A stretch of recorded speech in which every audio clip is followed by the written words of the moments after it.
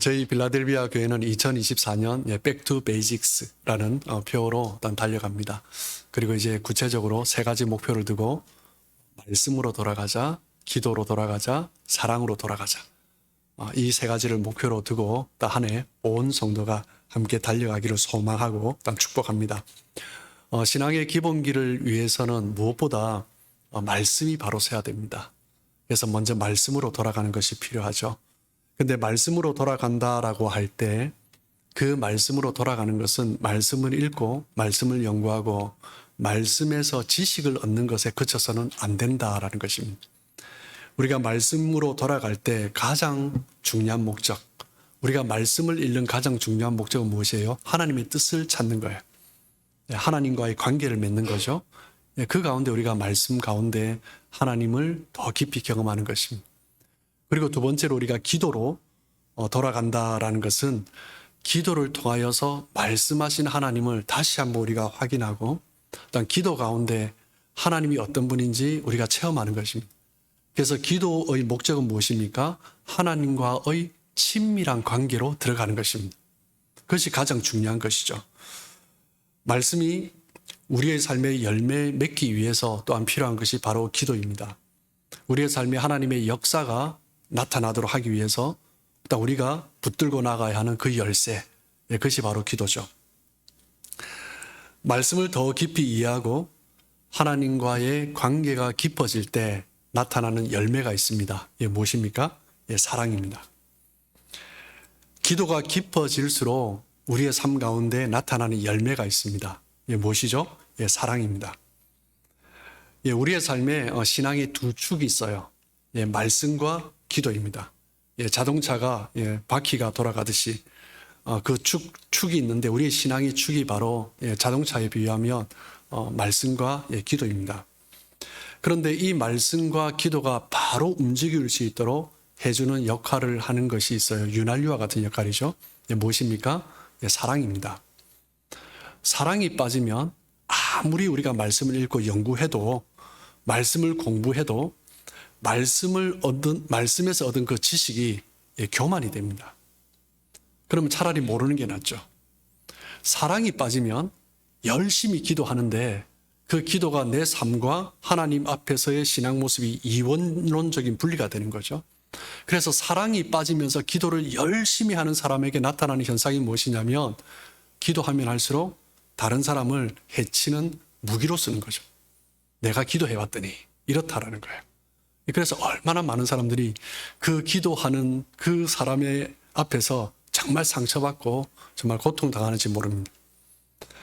기독교의 핵심은, 성경의 핵심은 사랑입니다. 말씀에서 사랑이 빠지면 정말 말씀의 능력이 없는 거예요. 기도에서 사랑이 빠지면 그 기도가 너무나 정말 무가치하게 여겨질 수도 있는 것입니다.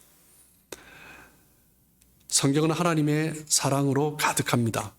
우리가 말씀으로 돌아가야 할 이유는 하나님의 사랑을 경험하기 위해서죠. 하나님께서 우리에게 돌아오라라고 하시면서 또 함께 하신 말씀이 부르짖으라라는 거예요. 하나님 앞에 부르짖고 기도해라라고 말씀하셨는데 하나님 앞에 와서 부르짖으라 할 때 하나님께서 우리에게 말씀해 주시는 게 뭐예요? 내가 너희를 사랑한다라는 거예요. 우리가 기도하는 것은 하나님의 그 사랑으로 들어가는 것입니다. 말씀에 대한 이해가 깊어지고 기도를 통해서 하나님과 더욱더 친밀해져 갔다. 그것을 확인할 수 있는 바로미터가 있습니다. 무엇입니까? 사랑입니다. 내가 말씀에 더 깊어졌다. 그러면 내 삶 가운데 사랑이 나타나야 됩니다. 내가 기도를 더 많이 체험했다. 그렇다면 내 삶 가운데 사랑이 나타나야 합니다. 믿음이 좋아지면 좋아질수록 커지는 것이 무엇입니까? 사랑입니다. 오늘 우리가 함께 읽은 사도행전 4장을 보면 베드로와 요한이 말씀을 전하다가 감옥에 갇혔어요. 불과 얼마 전에 예수님이 십자가에 못 박히실 때 부인하고 도망갔던 그런 제자들입니다. 그런데 성령 강림을 경험한 이후에 이스라엘의 최고 권력자들이 경고하고 있지만 담대하게 그 복음을 선포했습니다. 그들이 성령을 체험하면서 가장 먼저 집중한 것이 무엇입니까? 사도행전 2장에서 그리고 4장에서 반복해서 이야기하는 거죠. 말씀과 기도에 집중한 것입니다. 하나님의 그 말씀을 붙들 때 하나님이 얼마나 좋으신 분인지 경험하고 그 말씀 가운데 역사하시는 하나님, 우리의 삶 가운데 나타나길 소망한다. 그러면서 기도하는 것입니다. 그렇게 또 기도하면서 하나님이 얼마나 좋으신 분인지 경험하고 또 하나님을 더 알기 위해서 또 말씀에 집중하는 거예요. 그러면서 말씀과 기도가 계속 함께 가는 것입니다. 사도행전 4장 31절에 보면 빌기를 다음에 모인 곳이 진동하더니 우리가 다 성령이 충만하여 담대히 하나님의 말씀을 전하니라. 말씀을 선포하고 또 감옥에 갇혔어요. 그러다가 또 경고를 받고 풀려나서 또 모여서 또 기도해요. 그러다가 또 기도하면서 은혜를 받고 또 말씀을 붙들고 또 말씀을 선포하고, 성령이 임하신 이후에 사도들의 삶 가운데 나타나는 것은 말씀과 기도입니다. 외적으로는 하나님의 그 말씀을 붙들고 또 기도를 통해서 힘을 얻으면서 담대하게 하나님의 말씀을 굽히지 않고 선포했고, 내적으로는 그 말씀과 기도를 붙들 때 성도들이 서로 하나가 되는 그런 은혜가 있었습니다. 사도행전 4장 32절을 보시면 믿는 무리가 한 마음과 한 뜻이 되어 모든 물건을 서로 통용하고 자기 재물을 조금이라도 자기 것이라 하는 이가 하나도 없더라. 말씀과 기도로 세워진 교회의 모습은 무엇입니까? 예, 분명하게 나타납니다. 한 마음과 한 뜻이 되었다라는 거예요. 말씀과 기도 가운데 그 교회가 서 있다. 예, 나타나는 현상이 하나 되는 것입니다. 예루살렘 교회는 하나 되며 함께 또한 나눔이 있었습니다. 오늘 본문에서 말을 하는 것처럼 내 재물을 아무도 자기 것이라 하지 않았어요. 내가 가진 것을 함께 나누었습니다. 그런데 가진 것을 나누는 정도가 아니라 나눌 수 없는, 집과 토지 나눌 수 없잖아요. 그죠? 그것을 팔아서 그 판 재물을 가지고 사도들 발 앞에 두었습니다. 사도행전 4장 34절 35절에 보면 그 중에 가난한 사람이 없으니 이는 밭과 집 있는 자는 팔아 그 판 것의 값을 가져다가 사도들의 발 앞에 두매 그들이 각 사람의 필요를 따라 나누어 줍니다. 초대교회 예루살렘 교회가 이렇게 할 수 있었던 이유는 무엇 때문입니까? 말씀과 기도 위에 세워졌기 때문이죠. 말씀과 기도 위에 세워지니 자연스럽게 오는 것이 무엇이냐면 하나됨이, 한 마음과 한 뜻이 되고, 그러면서 서로를 사랑하게 되는 거죠. 서로를 사랑하다 보니까 형제의 연약함이 보이는 거예요. 형제의 필요가 보이는 거예요. 그래서 내 것을 함께 나누어주고, 그리고 나누어줄 것이 없어요. 집을 팔고 밭을 팔아서 또 각 사람의 필요에 따라 사도들에게 전달해주며 또 필요에 따라 나누게 하는 것입니다. 한국 교회는 말씀과 기도, 정말 전 세계 어느 나라 어느 교회도 뒤지지 않습니다. 열심히 말씀 읽고 열심히 성경 공부하고 열심히 모여 기도하고 새벽에 모여 기도하고 또 밤에 또 철야 기도하고 또 그것도 모자라서 또 산에 올라가서 기도하고, 하나님과의 수직 관계에 있어서는 정말 전 세계 어느 나라에도 어느 교회도 뒤지지 않습니다. 한국처럼 이렇게 말씀과 기도에 열심히 있는 교회가 없습니다. 그런데 한국 교회의 약점이 뭐죠? 수평적인 관계가 약하다라는 거예요. 너무나 놀랍게 수직적인 관계는 너무 강한데 너무 아이러니하게 수평적인 관계가 너무 약한 거예요. 열심히 말씀을 읽고 열심히 기도를 하는데, 열심히 모여 예배 드리는데 마치고 난 다음에 또 열심히 싸웁니다.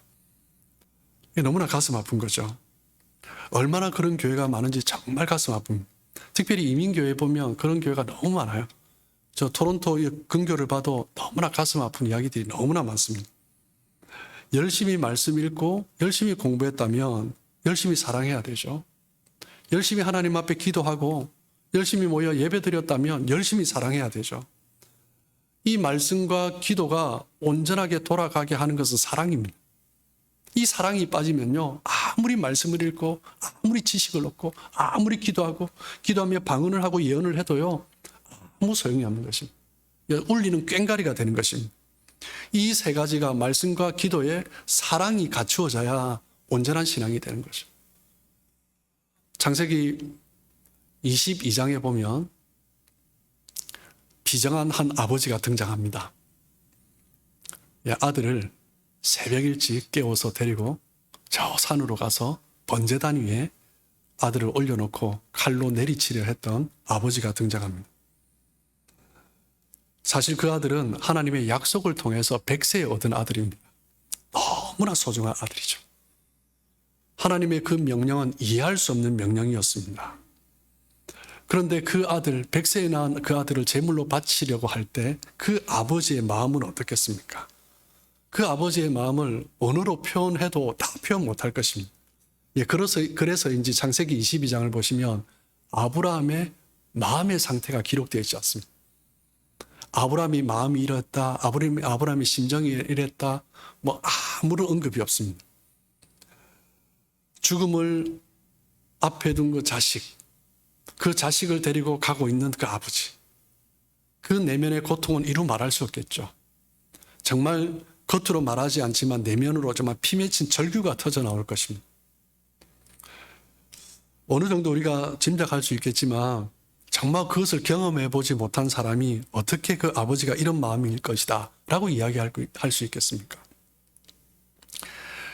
이사야 53장 7절을 보시면, 중간부터 보시면 마치 도수장으로 끌려가는 어린 양과 털 깎는 자 앞에서 잠잠한 양같이 그의 입을 열지 아니하였도다.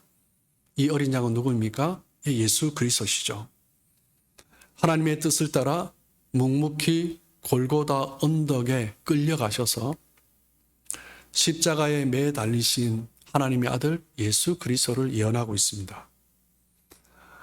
100세에 낳은 아들 그 이삭을 모리아 산으로 끌고 가서 제단 위에 올려놓으려고 하는 그 아버지의 애타는 심정과 독생자 그 예수 그리스도를 그 골고다 산, 골고다 언덕 십자가에 못 박히기 위해서 내어주고 계신 하나님의 아버지의 그 모습이 오버랩되는 거죠.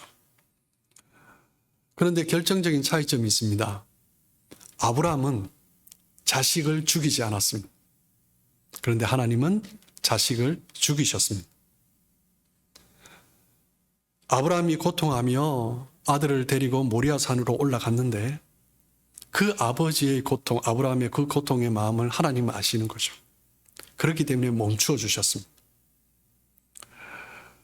그 골고다 언덕에서 십자가에 못 박히신 그 예수 그리스도의 모습을 볼 때 예수 그리스도의 마음과 그 제자들, 그 따르던 여인들의 마음은 표현되어 있는데 그 골고다 언덕의 그 십자가 그 자리에 하나님 아버지의 마음은 표현되어 있지 않습니다. 성경에는요, 구약이든 신약이든 중요한 순간에 하나님 아버지의 마음이 표현됩니다.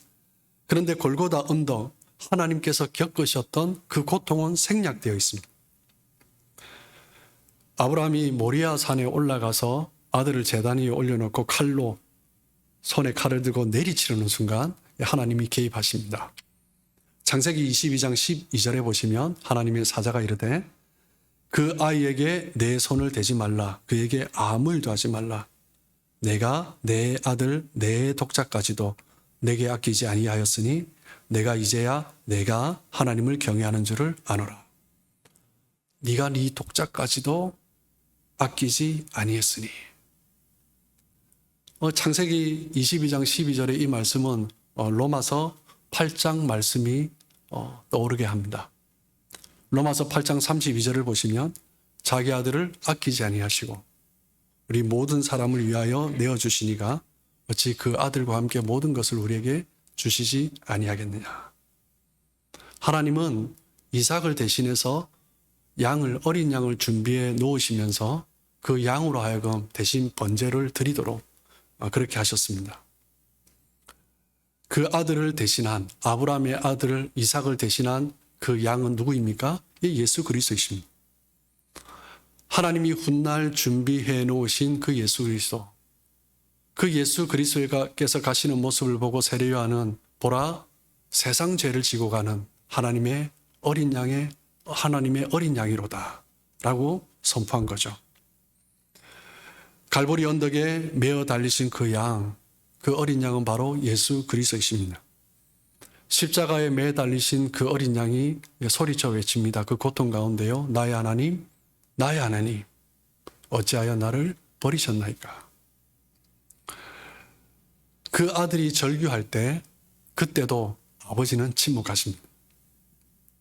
아버지의 마음이 기록되어 있지 않습니다. 예, 하나님께서 우리를 너무나 사랑하셨기 때문에 그 아들을 내어주신 그 고통을 생략하고 계신 거예요.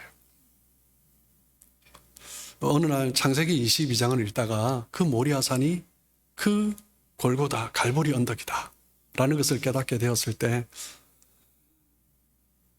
그 하나님과 그 십자가를 또 다시 경험했습니다. 아들이 형체도 알아보지 못할 정도로 그렇게 매어 달려 있는데 온몸이 뒤틀린 채 찢기고 상한 그 몸으로 십자가에 매달려 계신 그 모습을 보는 하나님 아버지는 창조주 하나님이시. 그런데 가만히 침묵하고 계신 거죠. 그 하나님이 우리를 사랑하셨기 때문에 그 아들을 내어주신 거죠. 그 창조주 하나님께서 그 독생자 예수 그리스도가 그 십자가에 매달려 고통하고 있는데 그냥 가만히 계신 거예요. 뭐 때문에요? 우리를 사랑하셨기 때문입니다.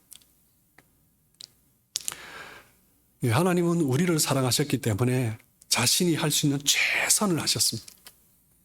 하나님은 우리를 사랑하셨기 때문에 자신이 줄 수 있는 전부를 주신 거예요. 하나님은 더 이상 우리에게 해줄 것이 없습니다. 하나님의 사랑은 우리를 향해서 할 수 있는 가장 큰 것을 주신 것입니다. 로마서 5장 8절입니다. 우리 함께 읽어보겠습니다. 시작. 우리가 아직 죄인 되었을 때 그리스도께서 우리를 위하여 죽으심으로 하나님께서 우리에 대한 자기의 사랑을 확증하셨느니라. 하나님이 우리를 먼저 사랑하셨습니다. 우리가 여전히 죄인일 때, 우리가 연약할 때, 우리가 하나님과 원수 되었을 때,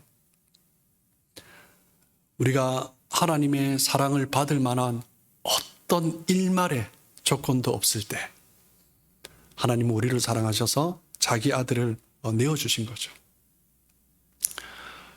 내가 신앙을 가지고 있다라는 것은 그 하나님의 사랑을 경험하고 있다는 거예요.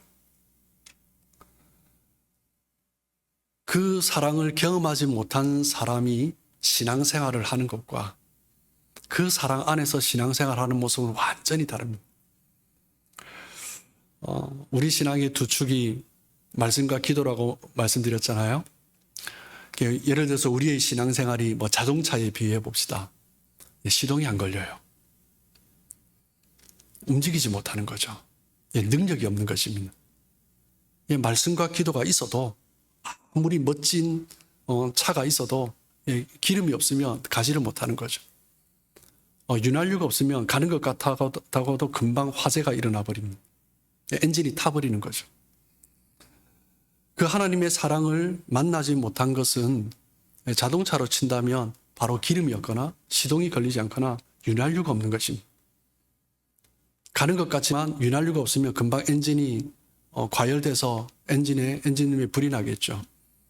기름이 없다면 가지를 못할 것입니다. 움직이려면 자동차를 밀고 갈 수는 있겠지만 밀어봐야 얼마나 밀겠습니까? 가다가 지치는 거죠. 신앙생활도 이렇게 하는 분들이 있습니다.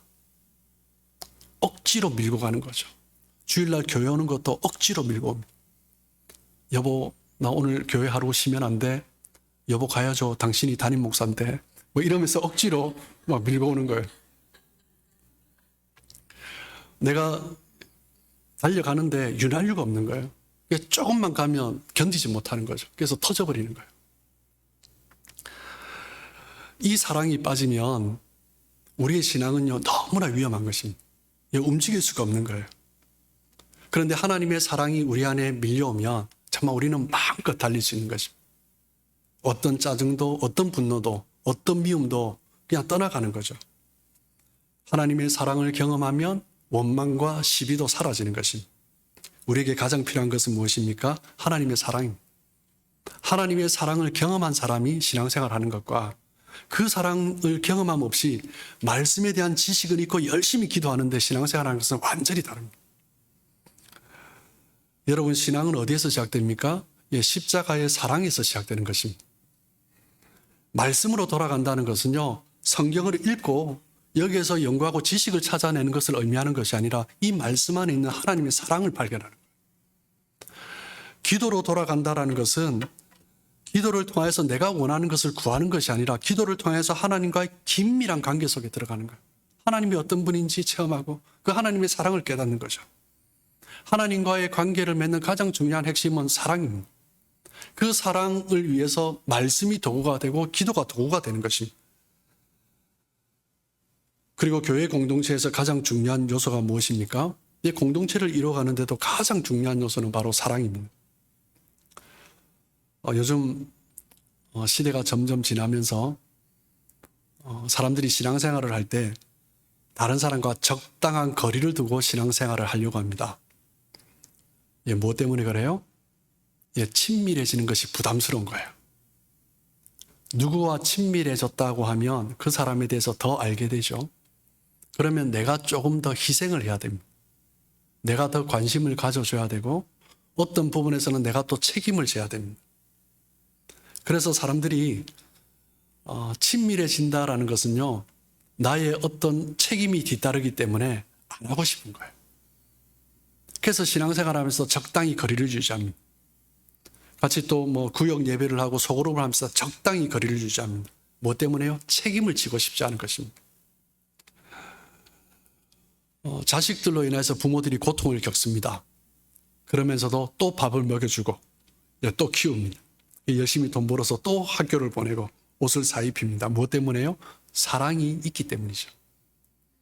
사랑이 있으면요, 고통이 항상 따라옵니다. 사랑이 있으면 책임이 있습니다. 성도들과의 관계 속에서 사랑한다고 하는데 책임을 지려고 하지 않습니다.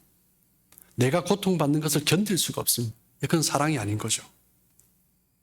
책임지려고 하지 않을 때는 그 관계는 피상적인 관계로 끝나는 거예요.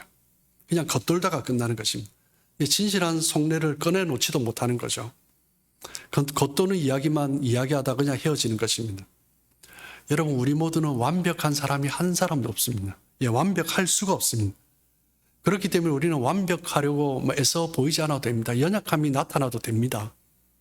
하나님의 사랑 안에서 우리가 그 연약한 가운데 있었지만, 죄 가운데 있었지만, 원수된 가운데 있었지만 그 사랑으로 우리는 하나님의 자녀로 회복된 것입니다. 그 사랑을 나누라고 하시는 거잖아요. 복음 안에서 우리는 다 연약한 자들이고 그 연약한 가운데서 함께 모일 때 나는 연약하지 않다, 나는 이런 자다라고 하면 그 복음 가운데 서 있지 않은 거죠. 요즘 한 번씩 간혹 표절의 문제로 또한 사회적으로 이슈가 되고 뉴스가 나오기도 합니다. 표절이 다 나쁜 것은 아닙니다. 좋은 표절도 있습니다. 그 중에 대표적인 것은 무엇이에요? 하나님의 사랑을 표절하는 것입니다. C.S. 루이스의 명저죠. 순전한 기독교에서 C.S. 루이스는 뭐라고 얘기하냐면 우리가 가장해야 된다라고 말을 합니다. 인척해야 된다라고 말을 합니다. 표절하는 거죠. 실제 하지 않으면서 하는 척하는 것은 나쁜 가장입니다. 하지 않으면서 내가 하겠다 하고 그러면 다른 사람도 하지 못하고 일도 안 되는 거죠. 이것은 정말 나쁜 하는 척하는 것입니다. 그런데 좋은 것은 정말 진짜로 나아가게 하는 것이기 때문에 우리는 그것을 해보아야 한다라고 말을 합니다. 누군가의 관계 속에서 친밀한 관계가 되어야 되는데 내가 아직 친밀함이 생기지 않을 때 그때 가장해야 된다라고 C.S. 루이스는 말을 합니다. 친밀한 척을 하는 거예요. 내 마음에 있는 감정보다 더 친밀한 것처럼 다가가는 것입니다. 그런 행동을 하고 그런 말을 하는 것입니다. 그렇게 하다 보면 그 친밀함이 더 자란다라고 이야기합니다. 사랑해야 할 사람에게 적극적인 사랑의 모습으로 보이려고 애쓰는 것은 위선이 아니죠. 관계 속에서 사랑해야 되는데 어떤 사람이든 부부관계도 마찬가지로 미워하는 구석도 있고 마음에 들지 않는 구석도 있죠. 하지만 사랑해야 되는 관계이기 때문에 더 내 마음에 있는 것보다 더 사랑하는 척하면서 사랑하는 거예요. 그러면서 사랑이 더 깊어지는 것입니다. 우리의 성도와의 관계 속에서도 그런 가장이 필요하다라고 말을 합니다. 그것은 결코 위선이 아닙니다. 진실을 위해서 진실을 가정한 노력은 선한 것이다라고 말을 하는 거예요. 성경에서 볼 때 가장 거룩한 사람들이 누군가? 제사장들입니다. 왕과 선지자, 제사장이 기름 부음을 받았지만 하나님 앞에 붙여질 그 호칭, 거룩이라는 호칭을 붙인 유일한 존재가 거룩한 제사장들입니다. 그런데 놀라운 것은요, 제사장들로 세워진 사람들이 성품이 우월하고 탁월하고 정말 다른 사람을 다 포용할 수 있고 모범적이어서 거룩한 제사장인가? 아니요, 결코 그렇지 않습니다. 출애굽기 28장 3절을 보시면 너는 무릇 마음에 지혜 있는 모든 자, 곧 내가 지혜로운 영으로 채운 자들에게 말하여 아론의 옷을 지어 그를 거룩하게 하여 내게 제사장 직분을 행하게 하라. 어떻게 거룩하게 합니까? 아론의 옷을 입혀주면 거룩하다라는 거예요. 제사장이 옷을 입혀주면 거룩하다라는 거예요. 그 속사람이 어떤지는 중요하지 않아요. 아론의 옷을 입은 자들. 그래서 제사장은요, 대대로 세습되는 것입니다. 그 사람이 성품이 어떠하든지 행위가 어떠하든지 아론의 옷을 지어 입은 사람들은 거룩한 제사장이 되는 것입니다. 온 백성을 대표하는 거룩한 제사장이어야 하는데 그냥 아론의 자손으로 거룩한 옷을 입었다는 것만으로 거룩한 것입니다. 그 외에 어떤 자격도 어떤 조건도 따지지 않았습니다. 그렇다면 어떻게 우리는 거룩의 옷을 입을 수 있습니까? 로마서 13장 14절입니다. 오직 예수 그리스도로 옷 입고 정욕을 위하여 육신의 일을 도모하지 말라. 오직 우리 주 예수 그리스도 그 옷을 입는 거예요. 그리스도의 옷을 입는다라는 것은 무엇을 의미합니까? 그냥 내 속은 그대로 있는 거예요. 그리스도의 옷을 입는 거예요. 그리스도인 척 행동하는 거예요. 근데 속은 여전히 그놈이에요. 그런데 내게 그럴 만한 능력이 없지만 나는 아직 그렇게 성숙하진 않지만 예수님이라면 어떻게 하실까 한번 생각해보고 흉내내 보는 것입니다. 그러다 보면 어느 순간 나도 모르게 그 그리스도의 모습이 나에게 자연스럽게 나타나는 거예요. 그것이 바로 그리스도로 옷 입는 것입니다. 여러분, 그것은 결코 위선이 아닙니다. 그리스도를 닮아가는 거죠. 여러분, 율법의 역할은 무엇입니까? 죄를 드러내는 것입니다. 율법은 지은 죄를 밝혀 드러내는 것입니다. 인간이 얼마나 자기 욕망을 가지고 살아가고 있는가, 자기 중심적인가, 자기 욕망을 따라 행하고 말하고 있는가, 그것을 보여주는 것이 율법입니다. 모세를 통하여서 율법을 주심으로 우리가 얼마나 죄인인가 그것을 깨닫게 하신 거죠. 그 율법을 통하여서 하나님의 백성이 하나님과 더불어 살아야 한다는 것을 깨닫도록 하기 위해서 주신 것이 바로 율법입니다. 그런데 하나님은 율법을 통해서 우리의 죄를 드러내셨는데 하나님은 우리의 죄를 덮어주십니다. 그냥 덮어주시는 것이 아니라 그 아들 독생자 예수 그리스도로 말미암아 대신 짊어지게 하십니다. 로마서 13장 10절입니다. 사랑은 이웃에게 악을 행하지 아니하나니 그러므로 사랑은 율법의 완성이니라. 사랑은 율법으로 드러난 죄를 덮어주는 것입니다. 사랑은 드러난 죄를 씻어주는 것입니다. 그래서 사랑을 율법의 완성이다라고 말을 하는 거예요. 우리가 우리를 위해서 내어주신 그 아들 예수 그리스도, 그 십자가의 사랑을 경험하면 그 십자가의 사랑으로 우리가 채워지는 것입니다. 그 십자가의 사랑으로 채워졌다라는 것은 우리의 내면에 있는 그 연약함들, 율법으로 말미암아 드러나는 그런 죄악들이 메꾸어지는 것입니다. 하나님의 사랑으로 채워진 사람들은 다른 사람들을 향하여서 율법의 계명을 가지고 그 행함을 판단하면서 정죄하고 비난하는 것이 아니라 그들의 연약함을 용서하고 덮어주는 것입니다. 그 사랑의 힘으로 덮어주는 것입니다. 그것이 바로 하나님의 사랑의 모습이고 하나님의 사랑의 그 은혜를 입은 자들, 그리스도인들이 나타내야 할 모습인 것입니다. 우리가 신앙생활하면서 착각하는 것이 하나 있습니다. 뭐냐면 종교와 도덕을 비교하면서 도덕은 옳은 것을 이야기하죠. 옳고 그름의 기준이 됩니다. 그런데 종교는 그 도덕보다 한 차원 더 높은 거예요. 그래서 옳고 더 옳은 것이 종교다라고 생각을 합니다. 아니요, 그렇지 않습니다. 여러분, 기독교는요, 옳고 그름을 드러내는 것이 아닙니다. 기독교는 선한 것을 드러내는 것이고 용서하는 것입니다. 옳고 더 옳다라는 말은요, 굉장히 무서운 말입니다. 무엇이 옳은가 그른가 그것을 판단하기 시작하면요, 정말 심판이 됩니다. 옳고 그른 것은요, 마지막 날 하나님께서 하시는 거예요. 우리는 옳은 것을 향해서 나아가는 거죠. 선한 것으로, 용서하는 것으로 옳은 것을 향해서 나아가는 것입니다. 그런데 마지막 날 하나님이 하신 옳고 그름의 심판을 우리가 당겨와서 하고 있는 것입니다. 아니요, 기독교는 결코 그렇지 않습니다. 하나님께서 우리의 죄를 씻어 주셨기 때문에, 우리는 구원받은 자들이기 때문에 나 자신을 향하여서도 함부로 옳고 그름을 판단해서는 안 돼요. 하나님은 선하시고 하나님은 용서하시는 분이십니다. 그리고 다른 사람을 향해서도 함부로 판단하고 함부로 심판하고 정죄해서는 안 됩니다. 하나님은 여전히 그 사람을 향해서 선하시고 용서하는 분이시기 때문입니다. 여전히 구약의 율법적인 신앙으로 남아서 옳고 그름을 판단하는 것, 그것은 십자가의 사랑이 없는 거죠. 우리의 내면에 채워진 그 사랑을 가지고 나 자신을 사랑할 수 있고, 그리고 우리 그 십자가의 사랑으로 말미암아 다른 사람을 향하여서도 품고 인내하며 사랑해 가는 것입니다. 여러분, 하나님과의 관계, 그리고 사람들과의 관계는 서로 분리될 수 있는 것이 아닙니다. 하나님은 사랑하는데 다른 사람은 사랑하지 않다. 결코 그렇지 않습니다. 그것은 정말 위선입니다.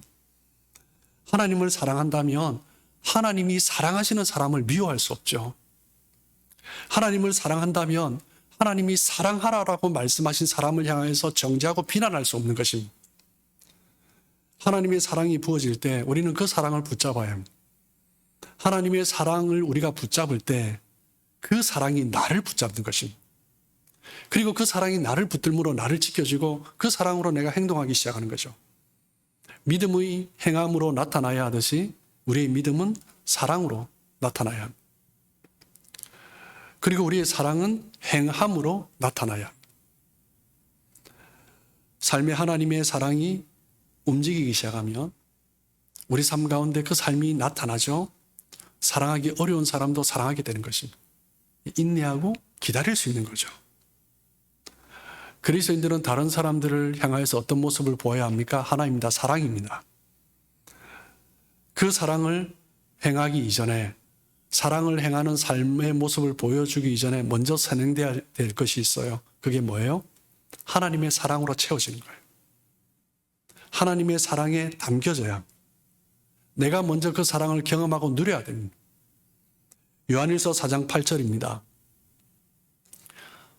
사랑하지 아니하는 자는 하나님을 알지 못하나니 이는 하나님은 사랑이심이라. 너무 좋은 말입니다. 하나님은 사랑이심이라. 그래서 어떤 교회는 강단 앞에다가 또 뒤에다가 하나님은 사랑이시라 써놨습니다. 생각하면 생각할수록 너무 좋은 말씀입니다. 그런데 앞부분의 말씀이 약간 부담이 됩니다. 그래서 뒷부분만 붙여놓은 것 같아요. 앞부분은 뭐예요? 사랑하지 아니하는 자는 하나님을 알지 못하나니. 사랑하지 아니하는 자는 하나님을 모르는 거예요. 하나님을 모른다는 것은 하나님과 관계없다는 거예요. 하나님의 그 사랑을 만나지 못하면, 그 사랑을 만나서 내가 사랑하지 않으면 하나님과 관계없다는 거예요. 뭐 때문에요? 하나님은 사랑이시기 때문입니다. 우리에게 가장 필요한 것은 무엇입니까? 사랑입니다. 하나님의 사랑입니다. 하나님의 사랑을 경험한 사람과 경험하지 않은 사람이 신앙생활하는 것은 완전히 다릅니다. 제가 성도님들의 신앙생활하는 모습을 볼 때 정말 이분은 하나님의 사랑에 깊이 담겨져 있구나 라고 느껴지는 사람이 있습니다. 그런데 어떤 분은 말씀은 많이 알고 기도는 열심히 하는데 사랑이 없어요. 하나님은 사랑이신데 이게 너무나 가슴 아프죠.